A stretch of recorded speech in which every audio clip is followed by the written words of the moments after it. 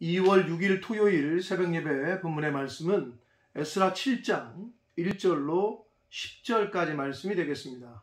에스라서 7장 1절로 10절까지 말씀을 통해서 토요일에 주시는 하나님의 은혜를 함께 나누도록 하겠습니다.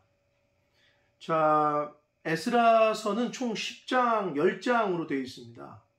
그 중에서 1장부터 6장까지, 그러니까 우리가 어제 금요일까지 살펴본 6장까지가 수룹바벨의 주도하에 이루어졌던 제1차 포로 귀환과 성전 건축, 재건에 대한 내용이 기록되어 있고, 7장, 이제 오늘부터 보게 되는 7장부터 10장까지가 에스라의 주도로 이루어진 제2차 포로 귀환, 그리고 신앙의 개혁 운동이 주된 내용을 이루고 있습니다. 자, 그래서 이 7장부터 오늘을 시작하는데요. 그런데 우리가 하나 여기서 이제 좀 알아야 될 거는 1차 포로 귀환은 스룹바벨의 주도로 이루어졌고 리더로, 2차 때는 에스라의 주도하에 이루어졌는데 1차 포로 귀환과 2차 포로 귀환 사이의 시간차가 약 80년이 존재합니다. 그러니까 1차 포로 귀환이 있고 나서 2차 포로 귀환이 있기까지 80년의 공백이 있어요. 결국은 그 6장과 7장 사이에 그런 시간이, 그 공백 기간이 있다는 거예요. 그래서 7장에 그 7장 1절에 보시면 2일 후에 그렇게 돼 있고, 바사왕 아닥사스다 왕 때거든요. 에스라가 예루살렘으로 돌아온 거는. 근데 아닥사스다 왕은 5대 왕이에요, 바사에. 그리고 그 성전 건축, 수룹바벨의 주도하에 성전을 건축한 거는 3대 왕 다리오 왕 때예요. 그러면 3대 다리오, 4대, 그리고 5대 아닥사스다, 4대 왕이 빠져 있어요, 여기에. 시간적으로 볼 때, 연대 기준으로 볼 때. 그럼 4대 왕이 누구였느냐? 아하수에로 왕이에요. 들어보셨을 거예요. 근데 이 아하수에로 왕 때에 일어났던 사건은 에스더서에 기록되어 있어요. 에스라 말고 에스더. 에스더 하면은 뭐 여러분 떠오르시죠? 에스더서의 주인공은 에스더지만 또 하나 누구예요? 모르드게. 그리고 조연으로 출연한 게 누구예요? 하만. 그래서 하만이라는 사람에 의해서 이스라엘 백성들을, 그 민족을 말살시키려고 했으나 하나님의 은혜로 또 도우심으로 에스더의 믿음과 또 모르드게의 그 활약으로 하만의 그 어떤 함정은, 본인이 판 함정에 본인이 빠지게 되고 결국 하만은 죽게 되죠. 그런 내용이 기록되어 있는 게 에스더서인데, 그 에스더서가 배경이 바로 시간적으로 봤을 때 1차 포로 귀환과 2차 포로 귀환 사이에 있었던 일이에요. 그러니까 3대 왕 다리오, 4대 왕 아하수에로 왕 때의 에스더 이야기, 그리고 5대 왕 아낙사스다 왕 때의 에스라에 의한 제2차 포로 귀환. 이렇게 이어지는 거거든요. 자, 그래서 6장과 7장 사이, 1차 포로 귀환과 2차 포로 귀환 사이에는 약 80년이라는 시간차가 있고, 그 중에 에스더와 그 모르드게, 하만 사건이 기록 있고, 그리고 나서 이제 아닥사스다 왕 때에 에스라를 위시로 필두로 2차 포로 귀환이 이루어집니다. 이제 그 내용이 이제 7장부터 마지막 10장까지 있게 돼요. 그래서 에스라는 성경에 보면 학사라고 그러고 있고 제사장이라고 그래요. 그래서 하나님께서 예비하신 에스라, 학사 겸 제사장인 에스라를 통해서 2차 포로 귀환 때 돌아와서 이 에스라가 한 일은 뭐냐? 신앙을 개혁하는, 하나님께로 돌아오게 하기 위해서 율법과 규례를 가르치는, 하나님의 말씀을 다시 가르쳐서 신앙, 내적인 성전 재건이라고 할까요? 내적인 부흥을 다시 한번 일으키는 그러한 일을 에스라를 위시로 이제 하게 됩니다. 자, 그러한 스토리가 7장 이후에 기록이 되어 있는데, 자, 오늘 그 7장 1절에서 10절까지에서는 학사 에스라의 인도에 의한 이스라엘 자손들의 제2차 포로기한의 이야기가 기록이 되어 있는데 한번 보도록 하겠습니다. 2일 후에 바사왕 아닥사스다가 왕위에 있을 때, 자, 바사 페르시아 왕 아닥사스다는 5대 왕이라고 그랬어요. 있을 때에 에스라라 하는 자가 있느니라. 에스라를 언급하면서 그는 이제 에스라의 족보를 쭉 얘기를 해요. 그 이유가 있어요. 족보를 이야기한다는 거는 이 에스라라는 사람이 어떤 사람이고 이 사람이 이런 인물이라는 거를 보여주기 위해서거든요. 자, 그래서 족보를 이야기하는데 그는 스가랴의 아들이요 아사라의 손자요 힐기야의 증손이요 살룸의 현손이요 사독의 5대 손이요 아히두베의 6대 손이요 아마리아의 7대 손이고 아샤라의 8대 손이요 무랴요의 9대 손이요 스라히야의 10대 손이요 우시엘의 11대 손이요 북기야의 12대 손이요 5절 아비수아의 13대 손이요 비느하스의 14대 손이요 엘르아사의 15대 손이요 대제사장 아론의 16대 손이라. 다시 한번 말씀드립니다. 여기에 나오는 여러분 그 이름들을 다 뭐 기억할 필요는 없는데 족보를 왜 이야기하느냐? 에스라라는 인물을 이런 인물이라는 것을, 그리고 하나님께서 이렇게 예비하신 인물이 이런 가문에 있었다는 거, 이런 거를 좀 독자들에게 알리기 위해서 이제 이야기를 하는데 다 잊어버리셔도 이것만 기억하시면 됩니다. 5절 마지막에 대제사장 아론의 16대 손이다. 아론은 최초의 대제사장이잖아요. 네, 여러분 아시는 대로 모세와 아론. 그 아론이 아론의 16대 손자라는 거예요. 자손이라는 거예요. 그러니까 대제사장 가문의 그런 믿음의 가문의 사람이었고 율법에 아주 능통한 학사였다라는 거예요. 자, 일단은 대제사장의 피가 흐르는 인물이다. 6절을 봅니다. 이 에스라가 바벨론에서 올라왔으니 예루살렘으로 올라왔다는 거예요. 그는 이스라엘의 하나님 여호와께서 주신 모세의 율법에 익숙한 학자다. 모세의 율법에 익숙한 학자. 익숙하다라는 말은 능숙한 이런 뜻입니다. 능숙한 학자로서 그의 하나님 여호와의 도우심을 입음으로 하나님이 예비하셨고 하나님이 도우셔서 왕에게 구하는 것은 다 받는 자였다. 즉 페르시아의 아닥사스다라는 이 왕의 황제의 모든 신임을 얻고 있었다는 거예요. 왕에게 구하는 건 다 받는 사람이었으니까. 근데 그렇게 된 이유가 뭐다? 성경은, 그리고 에스라는 자신의 그런 이유를 하나님 여호와의 도우심이다 라고 고백하고 있습니다. 그러니까 결국 하나님 여호와의 도우심이란 얘기는 하나님의 손이 그 위에 있었다. 이게 직역이거든요. 직역을 하면 그렇거든요. 이거는 하나님의 손이 그 위에 있었다는 얘기는 하나님의 권위가 함께 했다는 거고, 그리고 하나님과 늘 교제하고 있었다는 걸 얘기를 해요. 뜻해요. 그게 에스라라는 인물이었어요.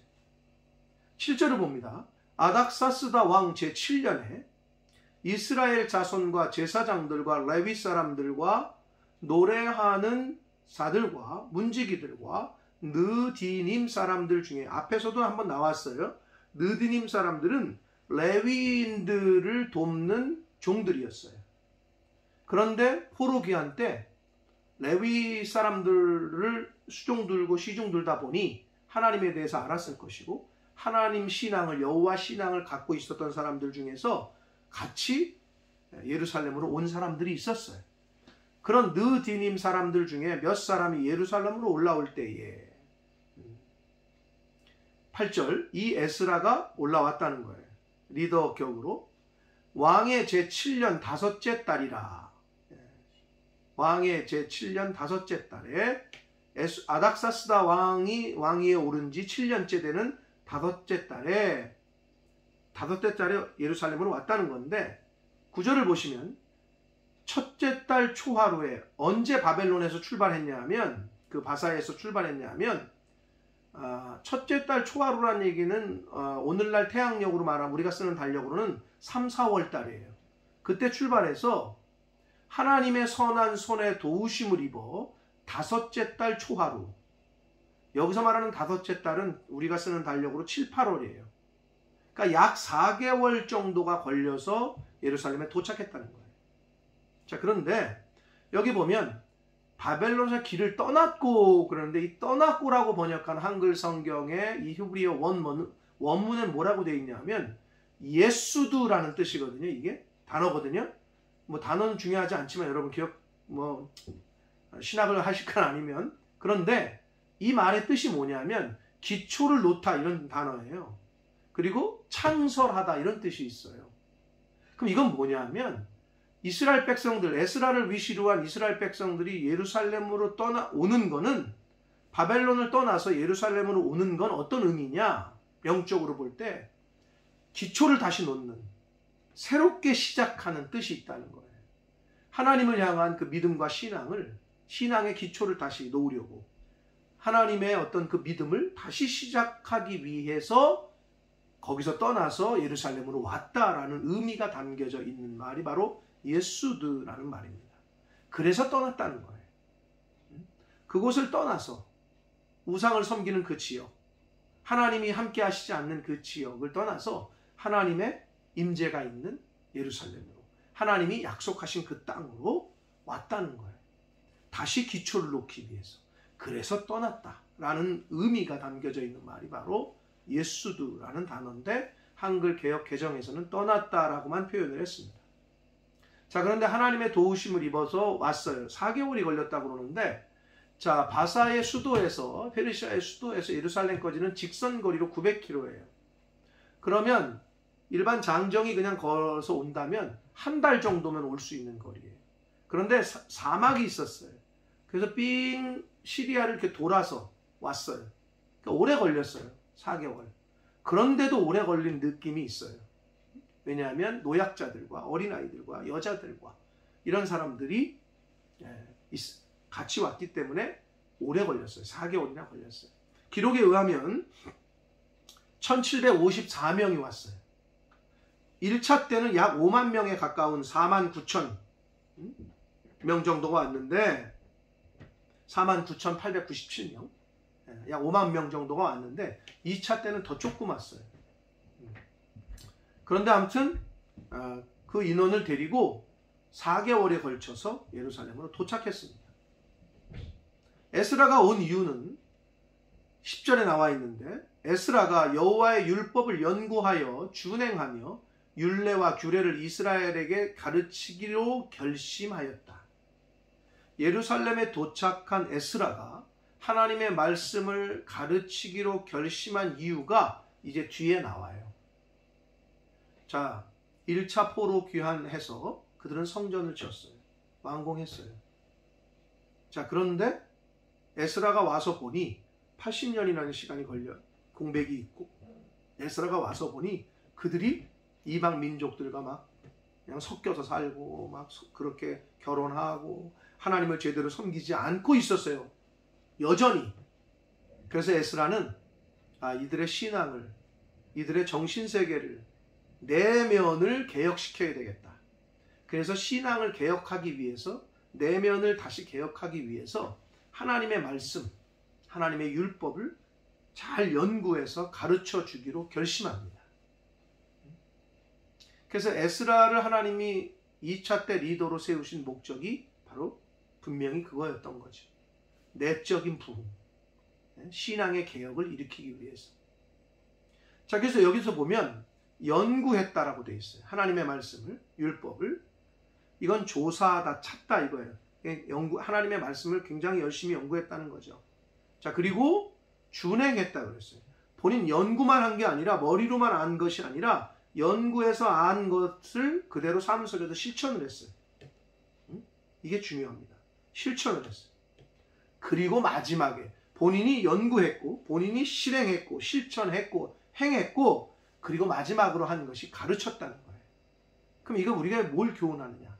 우리가 하나님의 말씀을 가르치고 전해주기 위해서는 지식적으로만 알면 안 돼요. 가르치는 사람은 삶으로 가르쳐야 돼요. 내가 11조 안 하는데 다른 사람에게 11조 하라. 내가 주일 성수 안 하는데 성경에 주일 성수하라고 되어 있으니까 주일 성수해라. 자기는 놀러 가면서, 자기는 물질 구별 안 하면서. 말이 안 되잖아요. 앞뒤가 안 맞잖아요. 그죠? 근데 에스라는 연구하고 공부한 것뿐만 아니라 본인이 준행했어요. 그리고 그거를 가르쳤다는 거예요. 사랑하는 성도 여러분, 오늘 본문에서 자, 일단 에스라라는 인물에 대해서 족보를 통해서 에스라가 이렇게 제사장의 아론의 후손이었고, 그리고 이제 그 뒤에 보면 이제 내일 살펴볼 말씀 본문에도 쭉 나오는데요. 혈통적으로는 대제사장 아론의 후손이었고, 정치적으로는 바사의 페르시아, 당시의 패권을, 중동 지역의 패권을 쥐고 있던 이 페르시아 왕의 총애를 잇고 있었던 인물이에요. 아주 왕이 그냥 신임하고 있던. 그리고 종교적으로는 율법에 익숙한 학자였고, 익숙한 걸 떠나서 12절을 보면은, 이제 내일 살펴볼 말씀에 보면은 율법의 완전한 자라고까지도 표현하고 있어요. 이러한 에스라를 인물을 하나님이 준비시키셔서 2차 포로 귀환을 하게 하셨습니다.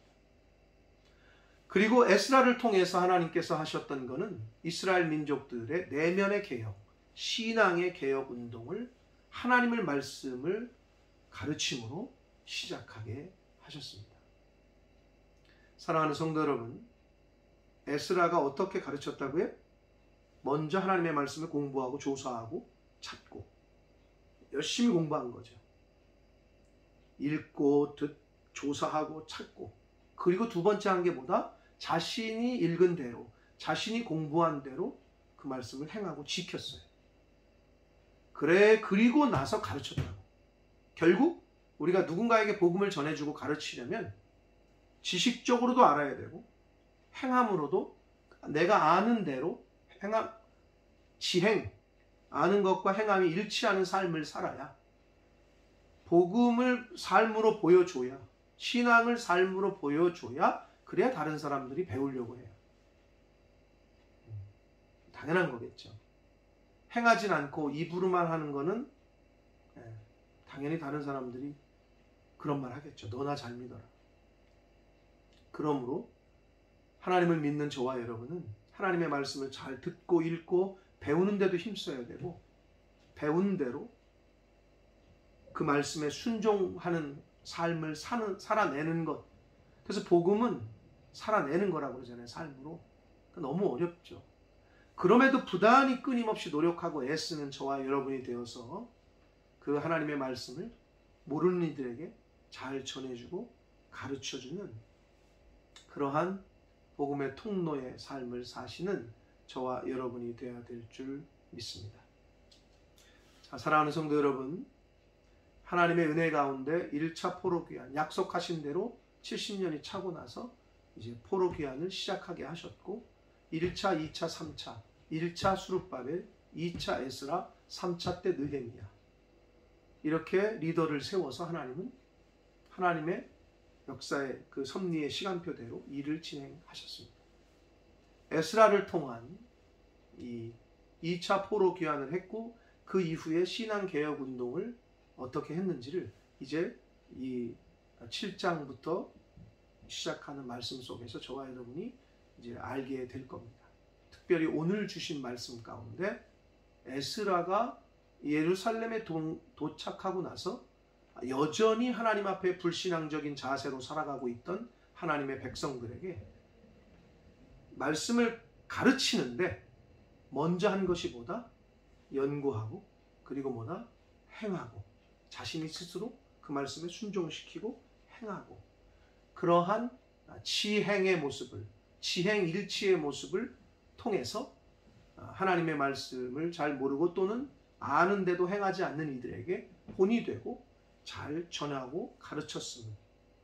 저희도 이제 깨달아서 잘 본받아서 어렵습니다마는 하나님의 말씀을 잘 읽고 듣고 잘 배워서 그 말씀대로 순종하고 행하는 저와 여러분이 되어 다른 사람들에게 이 말씀을 전하고 또는 가르쳐 줄 때 그들이 봤을 때 인정될 만한, 납득이 될 만한 그러한 언행일치, 지행일치의 삶을 사시는, 힘들더라도 그렇게 살려고 노력하시는 저와 여러분이 되시기를 예수 그리스도 이름으로 축복합니다. 기도하겠습니다. 살아계신 하나님 아버지, 감사합니다. 하나님의 은혜로 오늘도 생명 주시고 건강 주시고 새날 주시고 하루를 시작하며 하나님의 말씀을 전하고 들음으로 시작하게 해주시니 하나님 감사합니다. 아버지 하나님, 인류의 역사가 하나님의 주권하에 하나님의 계획하신 가운데 진행될진데 1차 포로 귀환 그리고 2차 포로 귀환을 하나님의 정해진 때에 진행하실 때 에스라라는 인물을 하나님이 예비하셨습니다. 아버지, 그 에스라가 가졌던 또 보여줬던 신앙의 본을 저희들 오늘 말씀을 통해 다시 한번 깨닫습니다. 하나님의 말씀을 깊이 연구하고 그리고 그 연구한 말씀대로 본인이 지켜 행하고 준행했고 그리고 나서 하나님의 말씀을 가르쳤다라고 성경은 말씀합니다. 저희가 복음을 전하고 주님의 증인으로 하나님의 말씀을 전하는 삶을 살아가야 할 때에 먼저 해야 되는 것이 하나님의 말씀을 잘 듣고 읽고 배우고 그 배운 대로 알고 있는 대로 지켜 행하며 준행하고 그러한 삶을 살아감으로 다른 아직 모르는 이들에게, 복음을 듣지 못한 이들에게 삶으로 또 말로 언행일치의 삶으로 지행일치의 삶을 보여주므로 하나님의 말씀을 잘 전해주고 잘 깨닫게 할 수 있는 그러한 삶을 사는 저희들 모두가 되도록 주여 은혜 내려 주옵소서. 예수 그리스도 이름으로 축복하며 기도 올리옵나이다. 아멘.